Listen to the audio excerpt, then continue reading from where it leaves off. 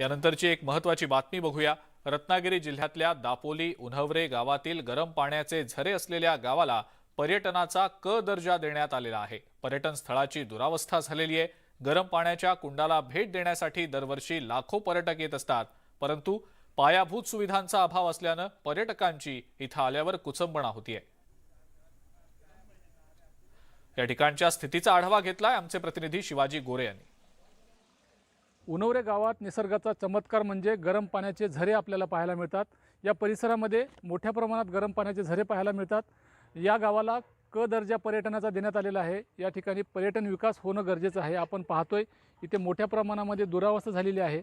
इथे सुशोभीकरण होणं गरजेचं आहे, परंतु आपण आजूबाजूला पाहतोय मोठ्या प्रमाणामध्ये गवत वाढलेलं आहे। तर इथे स्त्रियांसाठी जे स्नानगृह आहे त्याची सुद्धा दुरावस्था झालेली आहे। बाजूला शौचालय आपण पाहतोय, या शौचालयाची तरी अतिशय दुरावस्था झालेली आहे। अनेक पर्यटक या उन्हवऱ्याच्या गरम पाण्याच्या झऱ्याकडे आकर्षित होत आहेत। लोक येतात इथे, परंतु इथे आल्यानंतर थोड्याफार प्रमाणामध्ये त्यांची निराशा होते, कारण इथे महिलांसाठी स्नानगृह नाही, चेंजिंग रूम नाही। इथे झालेली दुरावस्था पाहून अनेक लोक निराश होऊन परत जातात। परंतु जर का या क दर्जा पर्यटनाचा विकास झाला तर इथे मोठ्या प्रमाणामध्ये पर्यटक येतील आणि स्थानिकांना रोजगारसुद्धा मिळेल। परंतु सध्या तरी आपण इथली दुरावस्था पाहतोय।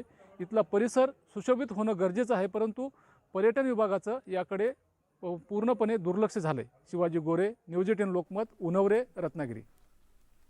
पुढची आणखीन एक महत्त्वाची बातमी बघूया। चंद्रपूर जिल्ह्यातल्या ताडोबा अंधारी व्याघ्र प्रकल्प म्हणजे पट्टेदार वाघांचा हक्काचा अधिवास। सध्या ताडोबा आणि आसपासचा परिसर मानव वन्यजीव संघर्षाच्या विविध बातम्यांमुळे चर्चेत आहे। देश विदेशातले पर्यटक या ठिकाणी व्याघ्र दर्शनासाठी सफारीला येत असताना ख्रिसमस सुट्ट्यांच्या पार्श्वभूमीवर ताडोबात सध्या पर्यटकांची रीघ लागली आहे। ताडोबातील वन आणि वन्यजीव वैविध्य अनुभवण्यासाठी नागपूर विधिमंडळ अधिवेशनामध्ये आलेल्या काही मंत्री आणि आमदारांनी देखील ताडोबाकडे कूच केलाय। भल्या पहाटे कामगार मंत्री सुरेश खाडे आणि विधान परिषदेचे विरोधी पक्षनेते अंबादास दानवे यांनी देखील व्याघ्र सफारीचा आनंद लुटलाय। ख्रिसमस आणि नवीन वर्षाच्या स्वागतासाठी मोठ्या प्रमाणात पर्यटकांनी ताडोबामध्ये हजेरी लावली आहे। ताडोबा सध्या पूर्णपणे फुल चालू आहे आणि सकाळपासूनच पर्यटक आपल्या जिप्स्या व्यवस्थित करून गाईडसोबत आतमध्ये प्रवेश करत आहेत। आणि त्यासोबत VIP विदेशी पर्यटक जे आहेत ते ताडोब्याला व्याघ्र दर्शनासाठी पहिली पसंती देतात। सध्या अधिवेशन सुरू आहे। अधिवेशन सुरू असल्यामुळे मोठ्या प्रमाणात आमदार आणि मंत्री सुद्धा ताडोब्याला यांनी हजेरी लावलेली आहे। सध्या ताडोब्यामध्ये हलकी थंडी आहे आणि थंडी असल्यामुळे ऊन घेण्यासाठी वन्यप्राणी हे बाहेर पडतात। त्याच्यामुळे हमखास प्राण्यांचे आणि वाघाचं दर्शन होईल या भावना घेऊन पर्यटक आहेत ते आतमध्ये जात आहेत। हैदर शेख, न्यूज 18 लोकमत, चंद्रपूर। छान, आपल्या महाराष्ट्रामध्ये एवढं सृष्टी सौंदर्य, एवढं पर्यटन मोठं आहे, पण योगायोगानं झाली 15-20 वर्ष मी इथं नागपूरला अधिवेशनासाठी येतो, पण हा योग कधी आला नव्हता आणि तो योग काल मला मिळाला। आणि काल मन भरलं नाही आहे की म्हणून आज सकाळी आम्ही परत जंगल बघायला आणि आपले मित्र वाघोबा दादांना आम्ही शोधायला इथं आलेलो आहेत। त्यामुळे निश्चितच आज त्यांचं दर्शन होईल अशी अपेक्षा आहे मला।